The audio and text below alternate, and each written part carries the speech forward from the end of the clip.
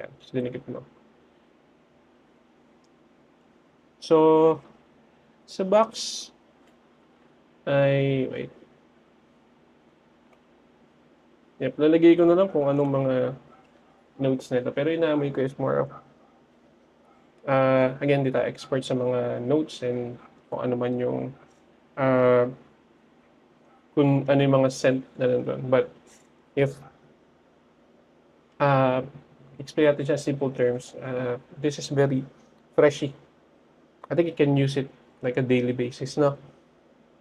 And, malakas na talaga yung, parang medyo malakas na yung alcohol niya sa opening. But, yep, citrusy siya. Fresh. Pati pang, yep, I think this is good for an everyday use. I think let's put this like an everyday use.